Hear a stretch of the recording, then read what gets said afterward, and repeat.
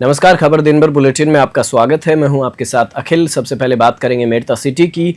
राव वीरवर जयमल राठौड़ जयंती एवं प्रतिभा सम्मान समारोह में रविवार को मेड़ता पहुंचे केंद्रीय पर्यटन एवं संस्कृति मंत्री गजेंद्र सिंह शेखावत ने कांग्रेस पर बिना नाम लिए तीखा हमला बोला। उन्होंने कहा कि इतिहास के साथ छेड़छाड़ करने के लिए कांग्रेस जिम्मेदार रही है, इसलिए अब जरूरत है कि समाज मिलकर इतिहास का सही स्वरूप पुनर्जीवित करे। शेखावत ने राजपूत समाज को संदेश देते हुए कहा कि समाज तभी आगे बढ़ेगा जब त्याग और समर्पण की भावना से सभी 36 कौमों के साथ आत्मीय संबंध स्थापित किए जाएं। उन्होंने अपील की कि जयमल जयंती को सभी समाजों की भागीदारी का उत्सव बनाया जाए। कार्यक्रम से पूर्व आयोजन समिति ने केंद्रीय मंत्री गजेंद्र सिंह शेखावत का 57वां जन्मदिन मनाया। इस मौके पर केक काटकर उन्हें शुभकामनाएं दी गई। मेड़ता सिटी से सुशील दिवाकर की रिपोर्ट। जयपुर के जम्वा रामगढ़ से बड़ी खबर सामने आई है। वनकर्मियों द्वारा कथित तौर पर मारपीट किए जाने के बाद एक युवक द्वारा आत्महत्या किए जाने के मामले ने अब तूल पकड़ लिया है। इस घटना से गुस्साए ग्रामीणों की भारी भीड़ ने रायसर पुलिस थाने पर धावा बोल दिया। आक्रोशित भीड़ के पुलिसकर्मियों के साथ धक्का मुक्की हुई और उन्होंने पुलिस थाने पर पत्थरबाजी भी की। इस पत्थरबाजी में थाने के बाहर खड़े कई वाहन क्षतिग्रस्त हो गए। स्थिति को नियंत्रित करने के लिए पुलिस को आंसू गैस के गोले छोड़ने पड़े। इलाके में तनाव को देखते हुए भारी संख्या में पुलिस बल तैनात किया गया है। जम्वा रामगढ़ से रामफुल मीणा की ग्राउंड रिपोर्ट।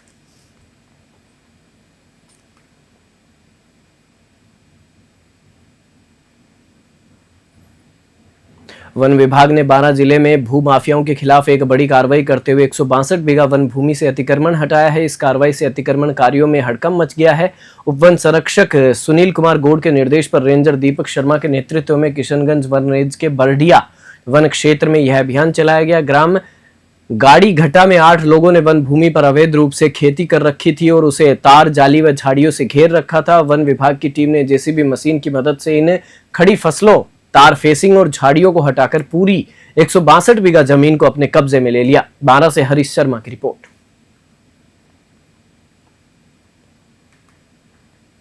हाँ, ये अपने लोकल जो किशनगंज रानी बड़ौद के लोगों का परिवार प्राप्त हुआ था कि वन भूमि पे कुछ लोगों द्वारा अवैध रूप से कब्जा करके अभी नया अतिक्रमण था। उस पर गेहूँ की फसल, सरसों की फसल अभी जो हाल ही में उनके द्वारा बोई गई है। साथ ही में चावल की खेती उस पर हो रही थी। आज वन विभाग द्वारा श्रीमान सुनील कुमार गौड़ DCF 12 के निर्देशन में रेंज किशनगंज के लगभग 20 से 30 स्टाफ की मदद से आज 162 बीघा वन भूमि पर जो उन लोगों ने तार जाली झाड़ बाड़ करके फेंसिंग कर रखी थी उसको जेसीबी से तोड़ फोड़ करके अतिक्रमण मुक्त कराया है। उनकी फसल को नष्ट किया है और वन विभाग कब्जे में लिया है। नियमानुसार कार्रवाई की जा रही है। आगे भी वन विभाग इसी तरह अतिक्रमण के खिलाफ मुहिम उसकी चालू है। आगे कार्रवाई लगातार होती रहेगी।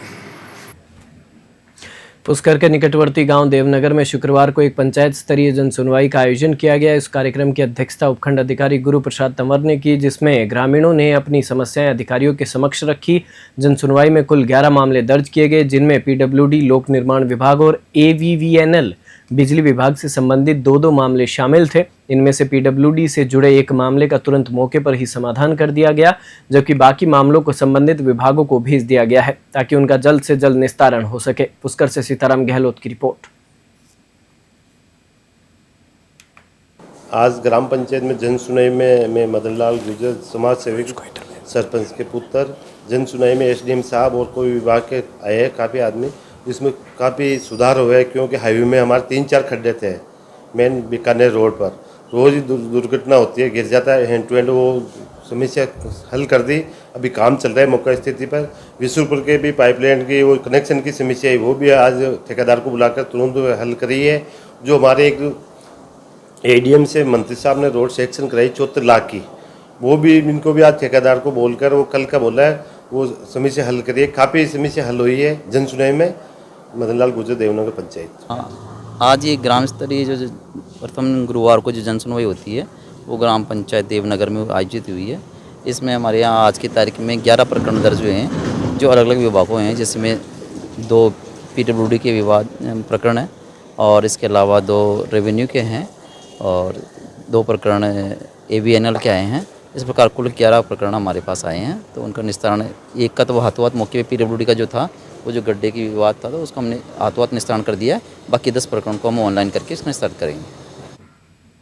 जालोर जिले के बागोड़ा उपखंड क्षेत्र के राजकीय प्राथमिक विद्यालय नया खेड़ा में शुक्रवार को एक कन्या पूजन कार्यक्रम का आयोजन किया गया। इस कार्यक्रम में ब्लॉक आरपी हिंगलाजदान चारण ने मुख्य अतिथि के रूप में शिरकत की। विद्यालय के प्रधानाध्यापक लक्ष्मण राम ने बताया कि इस दौरान विद्यालय की छात्राओं का तिलक लगाकर मोली बांधकर और पैर धोकर सम्मान किया गया।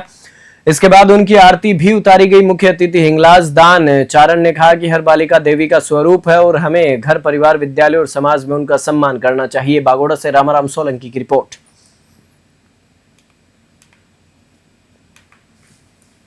जोधपुर शहर अब पश्चिम राजस्थान में मेडिकल क्षेत्र में बड़ा हब बनने जा रहा है। जोधपुर शहर के विनायक हॉस्पिटल पश्चिम राजस्थान का सुपर स्पेशलिटी हब बनने जा रहा है। आपको बता दें कि राजस्थान में सिर्फ 2 और पूरे देश में महज 22 अस्पताल हैं जहां रिसर्च सेंटर के रूप में कार्य शुरू होने जा रहा है।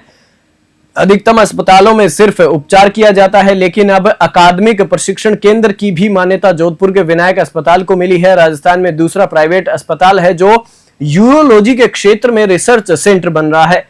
यह जोधपुर नहीं बल्कि प्रदेश के लिए गौरव की बात है। साथ ही साथ आपको बता दें कि क्योंकि पंजाब, हरियाणा व अस्पताल के कई राज्यों में यह सुविधा नहीं दी गई है। जोधपुर से मनोहर सिंह की रिपोर्ट।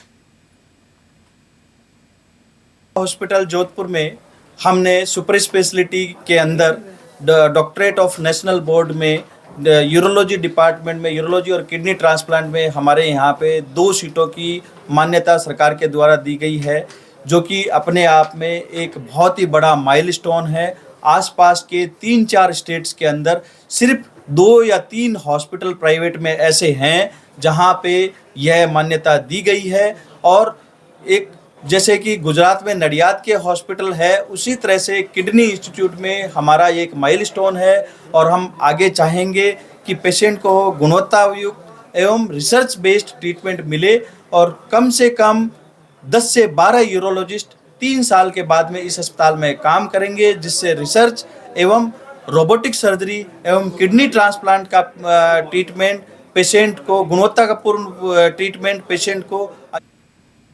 धौलपुर मनिया शहर से गुजरने वाले राष्ट्रीय राजमार्ग की गंभीर लापरवाही के कारण धौलपुर शहर और आसपास के कस्बों में जल भराव और सड़कों की बदहाल स्थिति ने जनता को भारी परेशानी में डाल दिया है। आज लोगों ने क्षेत्रीय अधिकारी पीडी यानी कि NHAI को गुलाब का फूल भेंट कर ज्ञापन सौंपा और चेताया कि यदि तत्काल सफाई व स्थायी समाधान नहीं हुआ तो बड़ा आंदोलन होगा। जनता का कहना है इन हालात के लिए सीधी जिम्मेदारी NHAI की है, अब इसे और बर्दाश्त नहीं किया जाएगा। भाजपा नेता जयवीर पोसवाल ने कहा कि हमने गांधीवादी तरीके से गुलाब का फूल देकर चेताया है, लेकिन हालात नहीं सुधरे तो जनता को भगत सिंह का रास्ता अपनाने से कोई नहीं रोक सकता। अधिकारी सामंतवादी रवैया छोड़े, वरना जनता हाथ पकड़कर काम कराना भी जानती है। सरकार की छवि खराब नहीं होने दी जाएगी और यह संघर्ष जनता की परेशानियों को खत्म करने तक जारी रहेगा। वहीं विजय त्यागी ने कहा कि सरकार भ्रष्टाचार मुक्त और विकासशील राजस्थान के निर्माण के लिए प्रतिबद्ध है, लेकिन NHAI अपनी लापरवाही से जनता को नाराज कर सरकार की छवि धूमिल कर रहा है। अधिकारी जिम्मेदारी से भाग नहीं सकते। धौलपुर से संजय कसाना की ग्राउंड रिपोर्ट।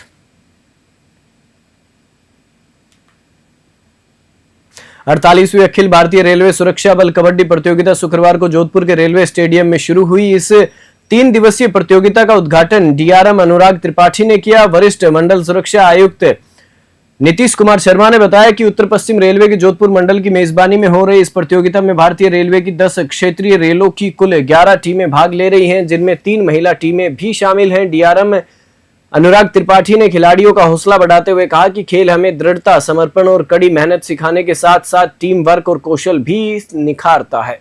जोधपुर से मनोहर सिंह की रिपोर्ट।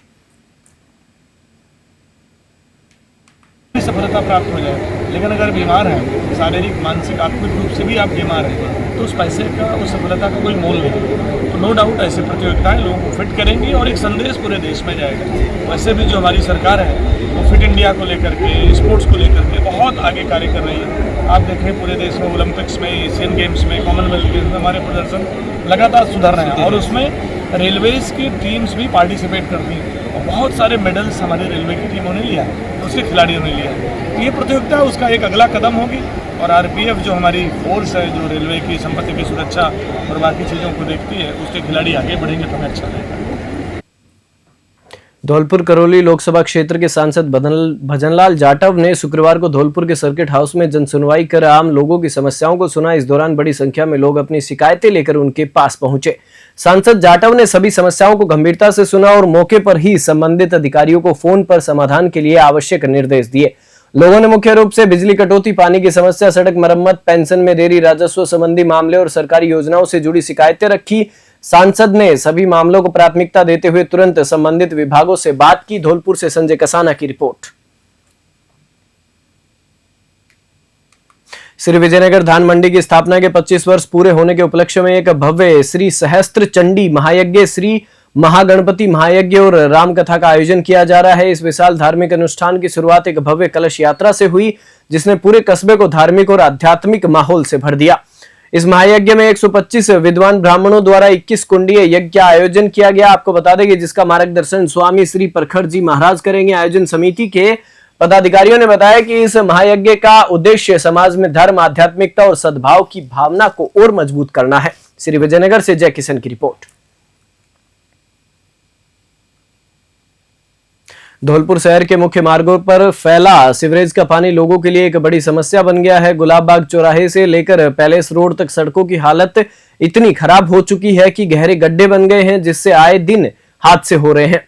आज एक दुखद घटना सामने आई जब एक बुजुर्ग साइकिल सवार सीवरेज के पानी से भरे गड्ढे में गिरकर गंभीर रूप से घायल हो गया। आसपास के लोगों ने उन्हें तुरंत अस्पताल पहुंचाया। प्रत्यक्षदर्शियों के अनुसार सड़क की हालत इतनी खराब है कि पैदल चलना भी मुश्किल हो गया है। यह मार्ग शहर का मुख्य संपर्क मार्ग है, जहां से जिला कलेक्टर, नगर परिषद के अधिकारी और पुलिस विभाग सहित अन्य अधिकारी रोजाना गुजरते हैं।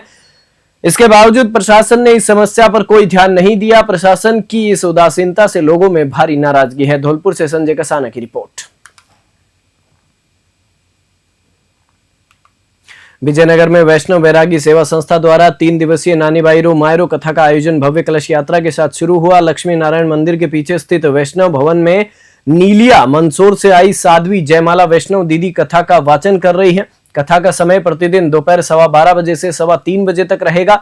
शुभारंभ के मौके पर तेजा चौक स्थित श्री त्रिवेणी माताजी मंदिर से निकली कलश यात्रा में बड़ी संख्या में श्रद्धालु शामिल हुए। कथावाचक साध्वी जयमाला वैष्णव दीदी ने नरसी मेहता के जीवन और सनातन धर्म की महत्ता पर प्रकाश डाला। उन्होंने कहा कि हर इंसान के जीवन में सतगुरु का होना जरूरी है और सच्चा संत वही है जो दया, करुणा और क्रोध से दूर रहता हो। इस अवसर पर संस्था अध्यक्ष महावीर वैष्णव, पूर्व भाजपा जिला अध्यक्ष नवीन शर्मा सहित कई गणमान्य नागरिक और बड़ी संख्या में श्रद्धालु मौजूद थे। विजयनगर से गौरव व्यास की रिपोर्ट। झुंझुनू एसीबी की टीम ने शुक्रवार को सीकर जिले के रानोली थाने में एक बड़ी कार्रवाई करते हुए एक हेड कांस्टेबल को 15,000 रुपए की रिश्वत लेते हुए रंगे हाथों गिरफ्तार किया है। आरोपी हेड कांस्टेबल पर एक गुमशुदगी के मामले में कार्रवाई न करने के लिए रिश्वत मांगने का आरोप है। एसीबी झुंझुनू के एएसपी शबीर खान ने बताया कि एसीबी को एक शिकायत मिली थी। परिवादी मुकेश भास्कर ने बताया कि उनके भतीजे सुनील भास्कर के खिलाफ रानोली थाने में एक लड़की की गुमशुदगी दर्ज हुई थी। इस मामले में कार्रवाई न करने के एवज में रानोली थाने के हेड कांस्टेबल रामनिवास ने 20,000 की रिश्वत मांगी थी। बता दें कि आरोपी हेड कांस्टेबल का 3 दिन पहले ही एएसआई के पद पर प्रमोशन हुआ था और वह जल्द ही ट्रेनिंग के लिए जाने वाला था, लेकिन इस कार्रवाई के बाद उसका प्रमोशन रुक गया है। सीकर से दुर्गा सिंह कुमावत की रिपोर्ट। उसने शादी कर ली, उसके बाद में पुलिस ने उस लड़के को लक्ष्मण के इलाके से उठाया था और लड़की वहाँ से निकल गई थी, वहाँ मिली नहीं पुलिस को। उसके बाद में लड़की डीसीपी के पास में पेश हुई। इन्होंने उस लड़के को 151 में बंद कर दिया रानोली थाने में लाके, और उसके साथ एक लड़का और था जो वहाँ पर उनके घर पे मजदूरी का काम करता था। उसको भी पुलिस लेके यहाँ आ गई रानोली थाने के अंदर। यहाँ लाने के बाद में उन लोगों दोनों को 151 में बंद कर दिया और उनके साथ मारपीट की गई। और मारपीट पुलिस ने की वो एक अलग बात है, लेकिन उसके साथ साथ मतलब एक तो लड़की का जो भाई है उसने और उसका एक दोस्त है उसने भी, यानी लोकल आदमी थे, उन्होंने भी पुलिस थाने के अंदर मारपीट की उनके साथ। उसके बाद में हमने उस लड़की को 16 सितंबर को एसपी साहब के पास में पेश किया। वहाँ पर उसके बयान हुए और लड़की ने अपनी इच्छा से जाना कबूल किया कि मैं मेरी इच्छा से गई थी और लड़के के साथ में रहना चाहती हूँ। दिनांक 28/9 को हमारे पास परिवादी 1064 के हमारे 1064 हेल्पलाइन नंबर के थ्रू हमारे से संपर्क किया था झुंझुनू एसीपी चौकी पे। वहाँ परिवादी ने बताया था कि मेरे भतीजे ने कोई लड़की के साथ में जाकर और शादी वादी कर ली है। उस लड़की की गुमशुदगी यहाँ रानौली थाने में दर्ज थी, जिसकी जांच हेड कांस्टेबल रामनिवास बाजिया कर रहे हैं और वो लड़की पेश हो गई। उसने लड़के के पक्ष में और शादी की और लड़के के पक्ष में बयान दे दिए। इसके बावजूद भी अब वो लड़के के हमारे खिलाफ कोई कार्रवाई नहीं करने की एवज में और रामनिवासी हेड कांस्टेबल हमसे 20,000 रुपये मांग के और हमें परेशान कर रहे हैं। तो हमने उसका सत्यापन करवाया। तो सत्यापन के दौरान हेड कांस्टेबल जो है हमारे, उन्होंने 15,000 रुपये लेने पर उनकी सहमति हुई। उसने शादी कर ली। देवली में 3 दिवसीय फैशन फेयर एग्जीबिशन का शुक्रवार को उपखंड अधिकारी रूबी अंसार ने उद्घाटन किया। कोषाध्यक्ष मोनिका सुराणा ने बताया कि यह एग्जीबिशन महिलाओं के लिए खास तौर पर आयोजित की गई है। इस प्रदर्शनी में महिलाओं के लिए तरह तरह के परिधान, ज्वेलरी, कॉस्मेटिक और अन्य फैशन से जुड़े उत्पाद प्रदर्शित किए गए हैं। यह एग्जीबिशन अगले 3 दिनों तक सुबह 11 बजे से शाम 8 बजे तक सभी के लिए खुली रहेगी। उद्घाटन के बाद प्रदर्शनी के स्पॉन्सर्स को भी सम्मानित किया गया। देवली से रोहित साहू की रिपोर्ट।